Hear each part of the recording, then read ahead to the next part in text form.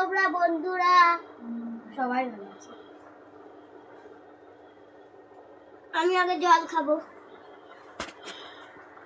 এখন আপনাদের সামনে আরাধ্যা দে, ঋক দে, আরোহী দে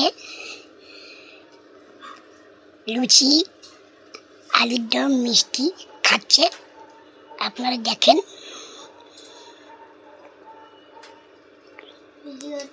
স্কুল থেকে নিয়ে যাচ্ছে আর আমার ঘরে বসে খাচ্ছে।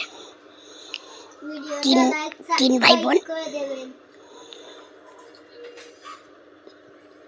এই তিন ভাই বোনের মা বাবা কেউ নেই। আপনারা এদের সহযোগিতা করতে পারেন। ধন্যবাদ।